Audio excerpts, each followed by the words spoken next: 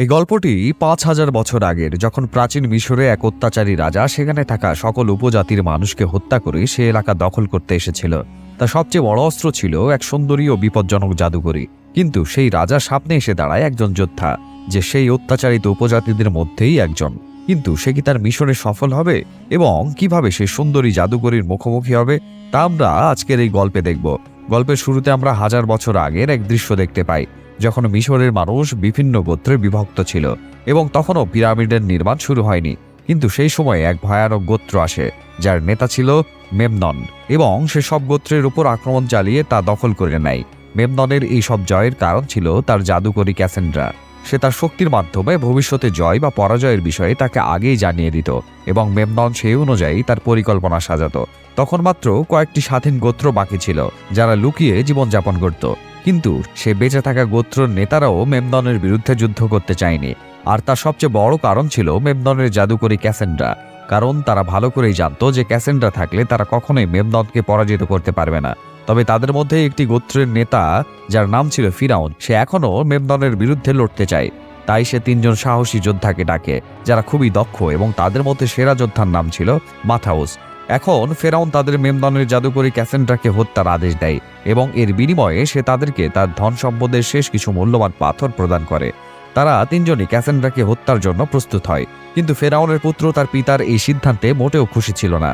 এরপর মাথাউস এবং তার সঙ্গীরা মেমননের দিকে এগিয়ে যায়।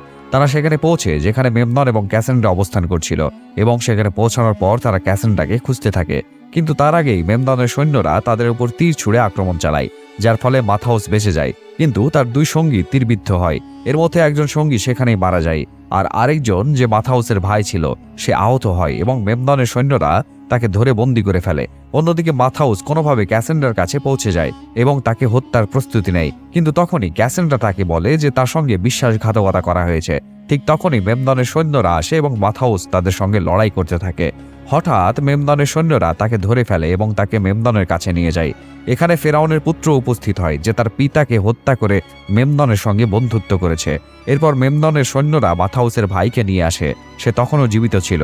এবার মেমনন মাথাউসের ভাইকে তার চোখের সামনেই হত্যা করে এবং মাথাউসকেও হত্যা করতে উদ্যত হয়। কিন্তু তখনই ক্যাসেন্ড্রা তাকে থামায় এবং মাথাউসকে হত্যা না করার জন্য বলে। সে বলে যে যদি মেমনন বা তার কোনো সঙ্গী মাথাউসকে হত্যা করে, তবে তাদের ধ্বংস নিশ্চিত, এবং যা কিছু সে জয় করেছে সবই হাতছাড়া হয়ে যাবে। কারণ জাদুকরী ক্যাসেন্ড্রা তার শক্তির মাধ্যমে দেখেছে যে মাথাউস সৃষ্টিকর্তার তৈরি এক সৎ ব্যক্তি। ফলে মেমনন ক্যাসেন্ড্রার কথা মেনে নেয় এবং মাথাউসকে হত্যা না করে শাস্তি দেওয়ার জন্য তাকে আরেকজন চোরের সঙ্গে মাটিতে কাঁধ পর্যন্ত পুঁতে দেয়। তার সৈন্যরা সেখানে তাদের মৃত্যুর জন্য কিছু বিষাক্ত পিঁপড়ার বাসায় ধোঁয়া ছেড়ে দেয়। এরপর সেখানে বিষাক্ত পিঁপড়ারা আসে, যারা এতটাই বিপজ্জনক যে কয়েক মিনিটের মধ্যে একজন মানুষকে কঙ্কালে পরিণত করতে পারে। কিন্তু এর আগে মাথাউসের সঙ্গে যে চোরটি মাটির নিচে ছিল, সে কোনোভাবে নিজেকে মাটি থেকে মুক্ত করে এবং মাথাউসকেও মুক্ত করতে সাহায্য করে, যার ফলে মাথাউসের জীবন রক্ষা পায়। এখন মাথাউস মেমনন এবং তার জাদুকরী ক্যাসেন্ড্রাকে হত্যা করে তার ভাই ও সঙ্গীর মৃত্যুর প্রতিশোধ নিতে মেমননের রাজ্যের দিকে যাত্রা শুরু করে।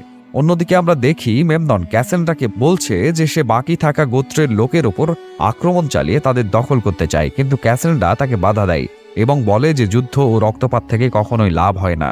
এতে মেমনন বলে, আমি পুরো পৃথিবী শাসন করতে চাই এবং সব জয় করার পর আমি তোমার সাথে বিবাহ বন্ধনে আবদ্ধ হব। কিন্তু জাদুকরী ক্যাসেন্ড্রা বলে যে যদি আমি তোমার সঙ্গে সম্পর্ক স্থাপন করি, তবে আমার সমস্ত ক্ষমতা চিরতরে হারিয়ে যাবে। মেমনন উত্তরে বলে, তখন আমি পুরো পৃথিবী জয় করব, তখন আমাদের তোমার ক্ষমতার আর প্রয়োজন হবে না। অন্যদিকে মাথাউস এবং সেই চোর মেমননের রাজ্যে পৌঁছে সেখানে এক শিশু মাথাউসের কাছ থেকে সেই ব্যাগ চুরি করে ফেলে, যাতে সেই মূল্যবান পাথর ছিল। অবশেষে মাথাউস শিশুটিকে ধরে ফেলে। শিশুটি আসলে সেখানকারই বাসিন্দা, তাই সে এই জায়গার প্রতিটি স্থান সম্পর্কে সবকিছু জানত। মাথাউস তাকে মেমননের প্রাসাদে নিয়ে যাওয়ার জন্য অনুরোধ করে এবং বলে বিনিময়ে তাকে মূল্যবান পাথর দেবে। শিশুটি রাজি হয় এবং মাথাউসকে প্রাসাদের ভেতরে নিয়ে যায়, যেখানে তাদের একজন বৃদ্ধ লোকের সঙ্গে দেখা হয়। সে সেখানে বারুদ তৈরি করছিল। এই বৃদ্ধ আসলে একজন বিজ্ঞানী, যে মেমননের জন্য নতুন নতুন অস্ত্র আবিষ্কার করত। কিন্তু এই বৃদ্ধ মেমননকে পছন্দ করত না, কারণ মেমনন তার সঙ্গে ভালো ব্যবহার করত না। মেমনন চায় যে সে এই বারুদ তৈরি করুক যা সে যুদ্ধে ব্যবহার করবে। মাথাউস তার তলোয়ার এই বৃদ্ধের উপর ধরে তাকে জিজ্ঞেস করে মেমননকে এই মুহূর্তে কোথায় পাওয়া যাবে। বৃদ্ধ জানায় যে মেমনন এখন তরবারি চালানোর অনুশীলন করছে। এরপর শিশুটি মাথাউসকে সেই স্থানে নিয়ে যায় যেখানে মেমনন অনুশীলন করছিল। এরপর মাথাউস ওপরের দিকে উঠে গিয়ে সেই শিশুটিকে মূল্যবান পাথরটি দিয়ে তার সাহায্যের জন্য ধন্যবাদ জানায়। এরপর মাথাউস ওপরের দিকে উঠে এসে মেমননকে আঘাত করতে লক্ষ্য ঠিক করে, কিন্তু তখনই দেখে মেমননের সৈন্যরা শিশুটিকে সেই মূল্যবান পাথর সহ ধরে নিয়ে মেমননের কাছে এসেছে, কারণ তারা মনে করেছিল শিশুটি এই পাথরটি চুরি করেছে। তখন মেমনন তার সৈন্যদের শিশুটির হাত কেটে ফেলার নির্দেশ দেয়, কারণ মিশরে চুরির একটাই শাস্তি। মাথাউস তার লক্ষ্য পরিবর্তন করে শিশুটিকে বাঁচানোর জন্য সৈন্যের দিকে আঘাত করে। এতে মেমননের সৈন্যরা মাথাউসকে দেখে ফেলে এবং তার উপর তীর নিক্ষেপ করতে শুরু করে, কিন্তু মাথাউস সেখান থেকে পালিয়ে যায় এবং পালাতে পালাতে এক কক্ষে পৌঁছে যায় যেখানে জাদুকরী ক্যাসেন্ড্রা গোসল করছিল। তখন মাথাউস সেই জাদুকরীকে অপহরণ করে মেমননের প্রাসাদ থেকে বেরিয়ে আসে, কারণ সে জানতো মেমনন তাকে উদ্ধার করতে অবশ্যই প্রাসাদের বাইরে আসবে। যখন মেমনন তার জাদুকরীকে উদ্ধার করতে আসবে তখন মাথাউস তাকে হত্যা করবে এবং এরপর সেই জাদুকরী কন্যাকেও হত্যা করবে। এরপর মাথাউস জাদুকরীকে নিয়ে মৃতদের উপত্যকার দিকে যাত্রা করে। রাত হয়ে গেলে তারা তিনজন এক জায়গায় বিশ্রামের জন্য থামে এবং তখনই জাদুকরী পালানোর চেষ্টা করে, কিন্তু মাথাউস তাকে দেখতে পায় এবং ধরে ফেলে। সে জাদুকরীকে জিজ্ঞেস করে, তুমি কি পালিয়ে মেমননের কাছে যেতে চাও? জাদুকরী বলে, না, আমি কখনোই তার কাছে যাব না, কারণ সে ছোটবেলা থেকে আমাকে বন্দী করে রেখেছে। তখন মাথাউস তাকে জিজ্ঞেস করে, সেই রাতে তুমি কেন আমার সাহায্য করেছিলে? জাদুকরী তাকে বলে, আমি আমার ভবিষ্যৎবাণীতে দেখেছি যে তুমি আমাকে মেমননের প্রাসাদ থেকে মুক্তি দেবে। এটি শুনে মাথাউস তাকে বলে, তুমি চাইলে এখান থেকে চলে যেতে পারো, কিন্তু বাইরের পৃথিবী আমার চেয়েও বেশি বিপজ্জনক। তাই জাদুকরী সিদ্ধান্ত নেয় যে সে মাথাউসের সঙ্গেই থাকবে। পরদিন সকালে তারা তিনজন তাদের যাত্রা শুরু করে, কিন্তু হঠাৎ মাথাউস দেখতে পায় যে মেমনন তার কিছু সৈন্য পাঠিয়েছে তাদের হত্যা করার জন্য। এটি দেখে মাথাউস একাই তাদের সঙ্গে লড়াই করতে এগিয়ে যায়। প্রকৃতপক্ষে মাথাউস জানতো যে মরুভূমিতে খুব শীঘ্রই একটি বালু ঝড় আসতে চলেছে, তাই সে তার চোখে একটি কাপড় বেঁধে নেয় যাতে বালু ঝড় থেকে তার চোখ সুরক্ষিত থাকে। মাথাউস যখন সে সৈন্যদের কাছে পৌঁছায় তখনই তার পেছন থেকে একটি বিশাল বালু ঝড় এসে পড়ে, যার ফলে মেমননের সৈন্যরা কিছুই দেখতে পায় না। এই সুযোগ নিয়ে মাথাউস একে একে মেমননের সমস্ত সৈন্যদের হত্যা করতে থাকে, কিন্তু তখন মেমননের এক কমান্ডার একটি গুহা দেখতে পায়, তাই সে দ্রুত তার বেঁচে থাকা সৈন্যদের নিয়ে সেই গুহার মধ্যে প্রবেশ করে। মাথাউসও তাদের পিছু নিয়ে গুহায় ঢুকে পড়ে এবং সেখানে ঢুকে একে একে সেই বেঁচে থাকা সৈন্যদের মেরে ফেলে। এটি দেখে মেমননের কমান্ডার ভয়ে তার জীবন বাঁচিয়ে গুহা থেকে বেরিয়ে আসে, কিন্তু মাথাউস তাকে হত্যা করে।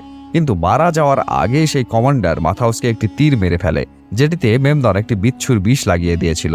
এর ফলে মাথাউসের শরীরে বিষ ছড়িয়ে পড়ে এবং সে সেখানে অজ্ঞান হয়ে পড়ে। রাতে যখন মাথাউস প্রায় মৃত্যুর মুখে, তখন জাদুকরী ক্যাসেন্ড্রা তার জাদুর মাধ্যমে সেই বিষটি তার শরীর থেকে বের করে ফেলে এবং মাথাউসের জীবন রক্ষা পায়।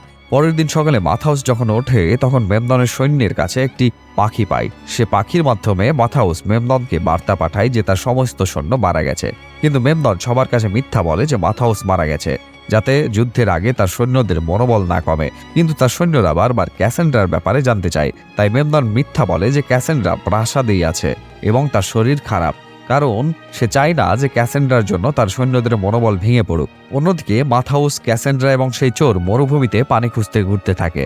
তখন হঠাৎ সেখানে একটি বিস্ফোরণ ঘটে এবং তারা দেখতে পায় যে এটি সেই বৃদ্ধ লোক যে মেমননের জন্য প্রাসাদে বারুদ তৈরি করেছিল এবং অবশেষে সে বারুদ তৈরিতে সফল হয়েছে। আসলে সেই বৃদ্ধ লোকও প্রাসাদ থেকে পালিয়ে এসেছে, কারণ মেমনন জানতে পেরেছিল যে সে মাথাউসকে প্রাসাদে সাহায্য করেছিল। ক্যাসেন্ড্রাকে দেখে সে খুব খুশি হয়। এরপর চারজনে মিলে পানির সন্ধানে এগিয়ে যায় এবং অবশেষে এক জায়গায় পানি পায়, কিন্তু তখন হঠাৎ অনেক সৈন্য সেখানে এসে উপস্থিত হয় এবং তাদের সবাইকে বন্দী করে একটি গোত্রের কাছে নিয়ে যায়, যেখানে অনেক লোক মেমননের থেকে লুকিয়ে বাস করছিল। তখনই সেই গোত্রের সর্দার বেরিয়ে আসে। সে মাথাউসকে আগে থেকেই চিনত, কিন্তু তারা একে অপরকে একেবারেই পছন্দ করত না। তখন সেই গোত্রের সর্দার তাদের সবাইকে হত্যা করতে চায়, কিন্তু তখন সেই গোত্রের রানী এসে তাকে বলে এ কাজ না করতে। তবে গোত্রের সর্দার তার কথা শোনে না এবং তার সৈন্যদের নির্দেশ দেয় যেন জাদুকরী ক্যাসেন্ড্রাকে তার কাছে নিয়ে আসে। তখন মাথাউস বলে যে কেউ ক্যাসেন্ড্রার কাছে আসতে চাইবে তাকে প্রথমে আমার সাথে লড়াই করতে হবে। এতে গোত্রের সর্দার ক্ষিপ্ত হয়ে যায় এবং মাথাউসের সাথে লড়াইয়ে নামতে এগিয়ে আসে। মাথাউস এবং গোত্রের সর্দারের মধ্যে লড়াই শুরু হয়। যদিও গোত্রের সর্দার মাথাউসের উপর প্রবল ছিল, তবু অবশেষে মাথাউস তাকে পরাজিত করে এবং তাকে বলে আমাদের দুজনের শত্রু এক এবং সে হলো মেমনন, তাই আমাদের উচিত একসঙ্গে তার বিরুদ্ধে লড়াই করা। নিজেদের মধ্যে নয়। তখন গোত্রের সর্দার জিজ্ঞেস করে তার বিশাল সেনাবাহিনীর মোকাবেলা কে করবে। মাথাউস বলে আমরা সবাই মিলে করব। এতে গোত্রের সর্দার রাজি হয় এবং তাকে গোত্রে থাকার অনুমতি দেয়। রাতের সময় ক্যাসেন্ড্রার কাছে একটি ছোট মেয়ে আসে এবং তখনই তার কাছে একটি দর্শন আসে। সেখানে সে দেখে সে মেমনন আক্রমণ চালায় এবং সেখানে প্রচুর নিরীহ লোক মারা যায়। এই দৃশ্য দেখে সে আতঙ্কিত হয়ে মাথাউসের কাছে যায় এবং তার দর্শনের কথা বলে। তখন মাথাউস তাকে বলে মেমননকে আমি নিজেই হত্যা করব। এরপর ক্যাসেন্ড্রার আবারও একটি দর্শন হয়, যেখানে সে দেখে যে মেমনন মাথাউসকে একটি তীর মেরে আহত করে এবং মাথাউস তার শেষ নিঃশ্বাস নিচ্ছে।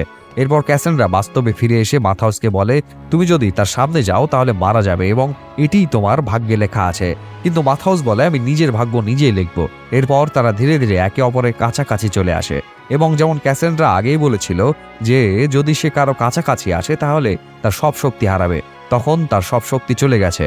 রাতে ক্যাসেন্ড্রা মাথাউসের উট নিয়ে মেমননের প্রাসাদের দিকে রওনা দেয়, কারণ সে চায় না তার জন্য গোত্রের নিরীহ মানুষগুলো মারা যাক। পরের দিন সকালে মাথাউস জানতে পারে যে জাদুকরী ক্যাসেন্ড্রা প্রাসাদে ফিরে গেছে। তাই সে একাই তাকে উদ্ধার করতে প্রাসাদের দিকে যেতে শুরু করে, কারণ সে চায় না ক্যাসেন্ড্রা আবার মেমননের বন্দী হয়ে যাক। তবে গোত্রের সর্দার তাকে একা যেতে দেয় না এবং বলে আমরাও তোমার সঙ্গে যাব। অন্যদিকে আমরা মেমননের প্রাসাদ দেখি, যেখানে সবাই আনন্দ করছে এবং মেমননের সৈন্যরা বারবার ক্যাসেন্ড্রার ব্যাপারে জানতে চাচ্ছে, কারণ পরদিন তাদের যুদ্ধে যেতে হবে। কিন্তু মেমনন এর কোনো উত্তর দিতে পারে না এবং আবারও সে তাদের মিথ্যা বলে যে সে অসুস্থ। কিন্তু সেই সময় ক্যাসেন্ড্রা এসে উপস্থিত হয় এবং মেমননকে বলে আগামীকাল যুদ্ধে তুমি জয়ী হবে, তোমার শত্রুরা নিজেরাই এখানে আসবে এবং তুমি সহজেই তাদের পরাজিত করতে পারবে।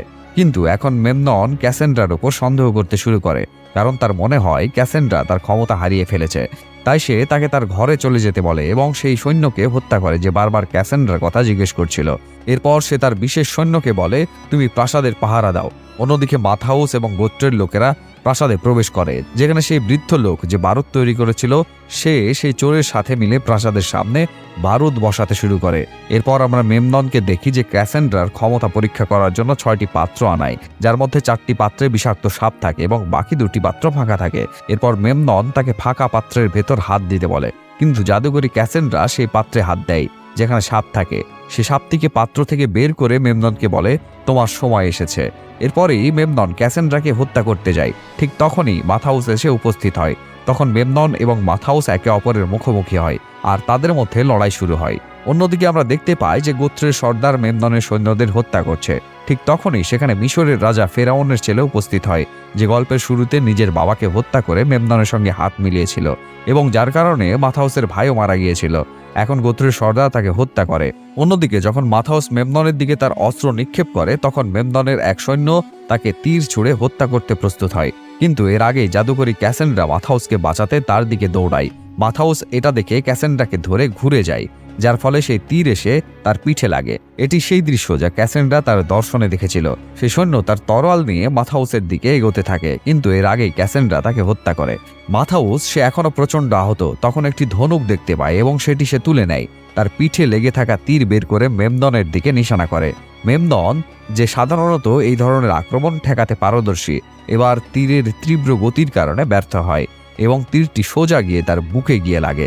মেমনন প্রাসাদের উপর থেকে পড়ে যেতে থাকে। ঠিক তখনই সে চোর বারুদে আগুন ধরিয়ে দেয়। একটি বিশাল বিস্ফোরণ ঘটে এবং মেমনন সে আগুনে পড়ে গিয়ে পুড়ে মারা যায়। এইভাবে মেমননের শেষ হয়ে যায়। সবাই মাথাউসকে তাদের রাজা হিসেবে মেনে নেয়। পরদিন সকালের দৃশ্যে আমরা দেখি গোত্রের সবাই তাদের নিজ নিজ গোত্রে ফিরে যাচ্ছে। তখন গোত্রের সর্দার মাথাউসকে বিদায় জানিয়ে তার গোত্রের দিকে রওনা হয়। ক্যাসেন্ড্রা তখন মাথাউসকে বলে আমাদের রাজ্যে এখন শান্তি আর সুখ ফিরে আসবে। মাথাউস জিজ্ঞেস করে আমি শুনেছি তুমি যদি কারো কাছে যাও তাহলে তোমার সব ক্ষমতা চলে যায়, তাহলে তুমি কিভাবে এগুলো দেখতে পেলে? ক্যাসেন্ড্রা বলে আমি মিথ্যা বলেছিলাম, আমার ক্ষমতাগুলো আমার কাছেই আছে। তখন মাথাউস জিজ্ঞেস করে এই রাজ্যে কতদিন শান্তি থাকবে? ক্যাসেন্ড্রা বলে কোনো কিছুই চিরকাল অমর থাকে না, এটাই প্রতিটি রাজ্যের নিয়তি। তখন মাথাউস বলে আমরা আমাদের এবং এই রাজ্যের নিয়তি নিজেরাই লিখব। এরপর তারা একে অপরকে চুম্বন করে এবং এভাবেই গল্পটি শেষ হয়।